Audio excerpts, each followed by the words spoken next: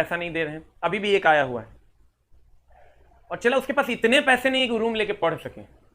हम उसको बोले कि भाई तू पार्ट टाइम जॉब मत कर, अभी से एग्जाम तक हर महीने तू मेरे से उतना पैसा लेके जा जितना से तुम्हारा काम हो जाए, और लेकिन पढ़ाई कर। हम मतलब सोच भी नहीं सकते कि हम उस बच्चे को अपने यहां काम पर रख रहे हैं, जो बच्चा पढ़ना चाहता है और सिर्फ पैसे के लिए उसको मेरे यहां काम करना पड़ रहा है। मतलब जब भी हम उसके सामने से गुजरेंगे मेरा दिमाग काम नहीं करेगा, क्योंकि वो टाइम भी था सर जब मेरे पास पैसे नहीं थे। मतलब हमको लगता है कि मेरे पापा मम्मी दोनों का तबीयत खराब था और उनको ब्रेन मलेरिया हो गया था 2008 में, और कोसी नदी की बाढ़ आई थी और पूरा मेरा गांव डूब चुका था। मेरे घर में 5 से 6 फीट पानी था और वो लोग पटना आए थे, उस टाइम हम लोग पटना में पढ़ते थे, और मेरे पास मुश्किल से 3000 रुपया था और पापा मम्मी दोनों की तबीयत खराब थी। हम लोग किसान फैमिली से आते हैं, हम लोग के पास पैसा नहीं था। जिसको जिसको फोन करते थे सबने अपना फोन स्विच ऑफ कर लिया और फोन इग्नोर मतलब रिसीव करना बंद कर दिया। दोनों भाई बहन छत पे जाके रोते थे। 2008 में कोसी नदी की बाढ़ की मैं बात कर रहा हूं, जब मेरे घर से 5 फीट पानी गुजरा था और पापा मम्मी दोनों का तबीयत खराब था। लेकिन कुछ लोग ऐसे भी थे जिन्होंने फोन करके हमारी मदद की, मैं उस चीज को भी नहीं भूल सकता हूं, और जिसके कारण हम लोगों ने अपने आप को संभाला। उस टाइम 10 से 15 हज़ार की भी बहुत वैल्यू थी, उन लोगों ने बहुत ज्यादा मदद की और हम लोगों ने अपने आप को संभाला। मेरा मानना है एक दूसरे की मदद करके ही आप आगे बढ़ सकते हैं। और हमेशा चला ये जिंदगी में अपने जहन में डाल लो कि अगर तेरे पास कोई मदद के लिए आए तो एक टाइम कम खाना, लेकिन उसे लौट कर मत जाने देना, क्योंकि अगर वो लौट के चला गया तो तेरा जिंदगी उस दिन निरर्थक हो जाएगा। मेरे पापा कहा करते हैं कि आपके यहां भी बुजुर्ग लोग कहते होंगे, अगर आप अच्छे अच्छे लोगों से मिलिएगा, कि अगर ये घर देख के कोई ये कह दे कि मान लो अगर ये घर अजय का है और ये घर देख के कोई ये कह दे कि अजैया का घर है, मतलब वो घर का कोई मतलब नहीं है। लेकिन अगर घर झोपड़ी भी देख के कोई लोग ये कह कि अजय बाबू का घर है, तो उस घर की अपनी एक गरिमा होती है। और मेरा मानना है मौत अंतिम सत्य है, हर किसी को एक दिन मौत से मिलना होगा।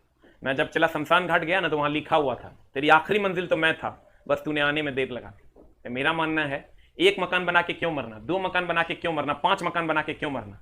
एक अच्छा सा घर खुद का हो, एक अच्छा सा कमरा खुद का हो, और हजारों का घर बना के मरना, यही हमारे जिंदगी का मुख्य उद्देश्य होना चाहिए।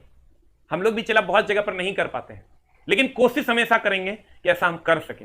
हम अपने गांव के लिए भी बहुत कुछ करना चाहते थे, लेकिन कुछ ऐसा सिचुएशन आ गया, उसके लिए इकोनॉमिक पैसे की जरूरत होती है, जिसके कारण मेरा सारा कुछ प्रॉब्लम में फंस गया, जिसके कारण मैं कुछ नहीं कर पाता था। लेकिन अभी जो आप लोगों का साथ मिला है सर, कुछ पैसे मैंने भी जमा किए हैं, उससे मैं सबके लिए अपने जिले में बहुत सारा चीज खोलने वाला हूं, क्योंकि हमको पता है मौत अंतिम सत्य है, उसे सबको मिलना होगा। हर दिन मौत की तरफ एक कदम है, और यह जिंदगी तब सार्थक मानी जाएगी जब हम आपके लिए कुछ कर पाएंगे, आप औरों के लिए कुछ कर पाएंगे। हमको लगता है ये पढ़ाई लिखाई नौकरी से भी 5 स्टेप ऊपर की चीज है, लेकिन उसके लिए आपको पहले अपने आप को मजबूत करना होगा, नौकरी लेनी होगी, पैसे होंगे आपके पास, तभी आप दूसरे को मदद कर पाइएगा। इसलिए भाई मेरे खूब मन लगा के पढ़िए, और जो मजा किसी को देने में है वो मजा किसी से लेने में नहीं है। इसलिए अपने आप को उस कदर उस लेवल तक ले जाइए कि आप दूसरे को कुछ दे सकें। और हम तो भगवान से यही प्रार्थना करेंगे आप लोगों के तरफ से भी कि आप जैसा संस्कारी बच्चा हमें भी मिले और अन्य माँ बाप को भी मिले, जो अपने नियमित समय पर आकर कम से कम पढ़ाई करता है। ऐसे बच्चे नहीं है, नौकरी होना नहीं होना ये अलग मैटर है।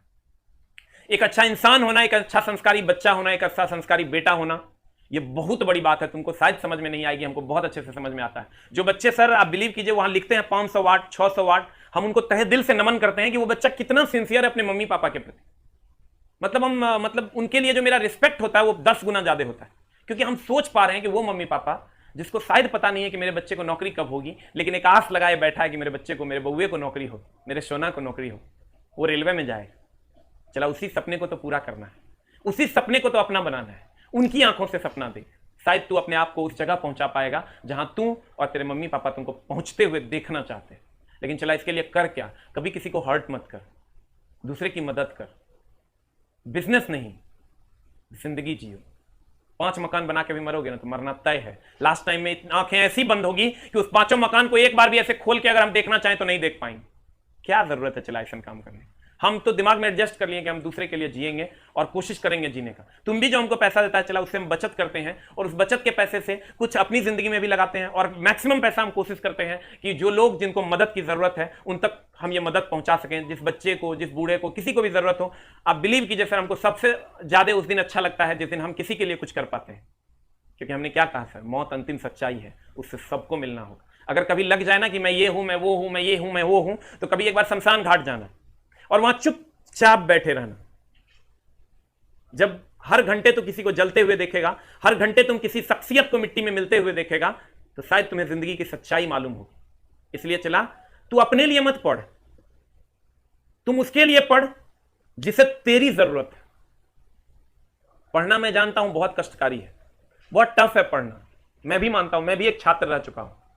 लेकिन आप बिलीव करो सर, जिस दिन आपने अपने दिमाग में यह ठान लिया कि हमें दूसरे के लिए कुछ करना है, हमें दूसरे के लिए पढ़ना है, हमें उनके लिए पढ़ना है जिनकी हमसे इच्छाएं हैं, जिनकी हमसे अपेक्षाएं हैं। आपके गांव वालों की आपके साथ एक जुड़ाव होगा कि कल हो कि ये 2 रुपए से हमको मदद करेगा, तो आप उनके लिए पढ़िए, आप अपने लिए मत पढ़िए। उनके लिए पढ़िए जिनकी आंखें शायद आपके पैसे का, आपके सपोर्ट का इंतजार कर रही हैं। हम सर आपसे नम्र निवेदन करेंगे कि कम से कम 15 घंटा पढ़िए और एक अच्छा इंसान, समाज को एक नया आईना दीजिए, और शायद तभी आपकी जिंदगी सफल हो पाएगी। एकदम सर खूब मन लगा के पढ़िए। मौत से पहले एक कहानी लिख जाइए, वो कहानी जिसका नायक भी तू होगा, जिसका जिम्मेदार भी तू होगा, जिसकी जवाबदेही भी तुम पर होगी।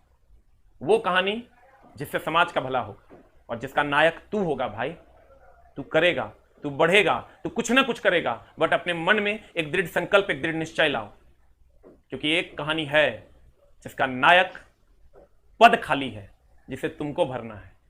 नम्र निवेदन है, चला खूब मन लगा के पढ़ो, 15 घंटा पढ़, तब लिखेगा तू कहानी अपने गांव का, अपने समाज का, अपने परिवार का, और हमें उम्मीद है कि आप ऐसा करेंगे।